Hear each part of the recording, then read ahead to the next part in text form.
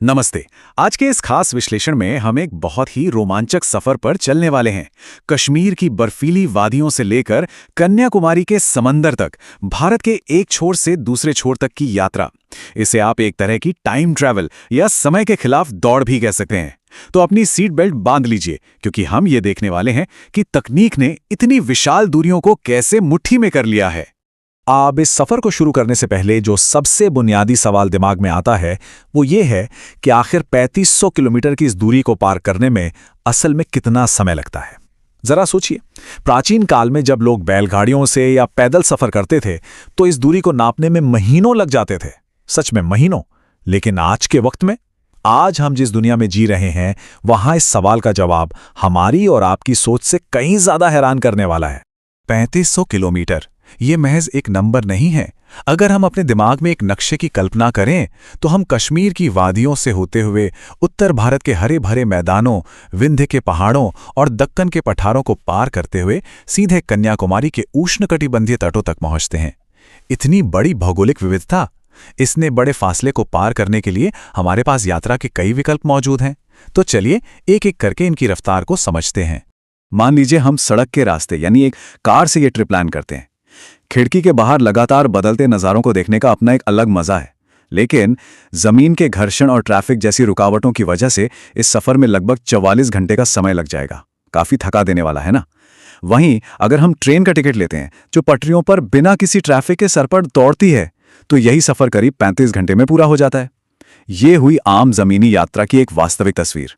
लेकिन जैसे ही हम जमीन छोड़कर आसमान की तरफ बढ़ते हैं, खेल पूरी तरह से बदल जाता है। एक कमर्शियल पैसेंजर प्लेन इस पूरी यात्रा को सिकोड़ कर रख देता है। जहां कार से 44 घंटे लग रहे थे, वहीं प्लेन से ये दूरी महज 3 घंटे और 13 मिनट में सिमट जाती है। एरोडायनेमिक्स का कमाल देखिए। जमीन की रुकावटों से आजाद होकर नीचे के पहाड़ और नदियां बादलों के बीच से बस एक पल में पीछे छूट जाते हैं और घंटों का थकाऊ सफर एक आरामदायक उड़ान में बदल जाता है। खैर, 3 घंटे 13 मिनट काफी तेज है, सही कहा ना? लेकिन क्या ये गति की आखिरी लिमिट है? बिल्कुल नहीं। अब हम इस चर्चा के उस हिस्से में आ गए हैं जहां बात सिर्फ आरामदायक यात्रा या पर्यटन की नहीं रह जाती। यहां बात आती है शुद्ध वेलोसिटी या वेग की।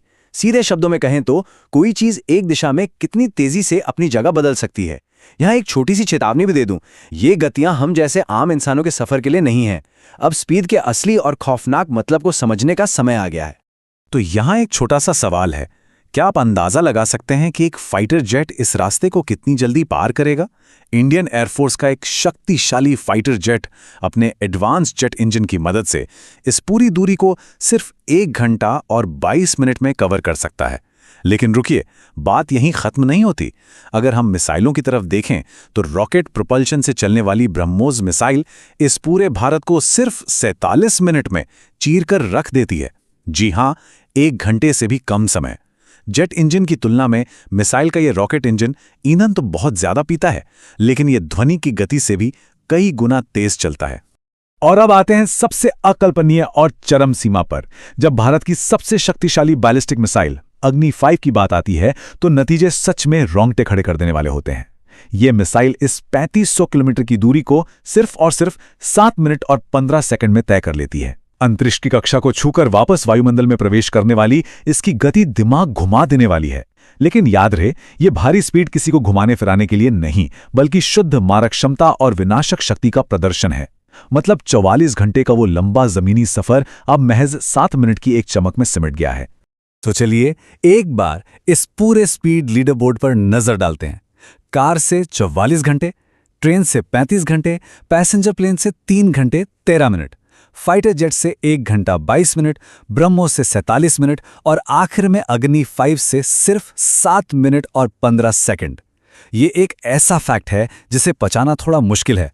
खुद से सोचिए, जिस दूरी को कार से पार करने में करीब 2 दिन लग जाते हैं, आधुनिक तकनीक उससे आपके 1 कप चाय खत्म करने से भी पहले पार कर सकती है। मानव इतिहास में इंजीनियरिंग का इससे अद्भुत नमूना और क्या हो सकता है। और अंत में हमारी ये चर्चा हमें एक बहुत ही दिलचस्प सवाल पर लाके खड़ा कर देती है। अगर आज एक इतने बड़े उपमहाद्वीप को महज 7 मिनट में पार किया जा सकता है, तो सोचिए भविष्य में इंसानी सफर की सीमाएं क्या होंगी। क्या आने वाले वक्त में ऐसी कोई तकनीक आएगी जो आम लोगों के लिए भी इन दूरियों को पूरी तरह खत्म कर देगी, या फिर इतनी तेज रफ्तार हमेशा सिर्फ सैन्य और स्पेस मिशन तक ही सीमित रहेगी? ये सच में सोचने वाली बात है।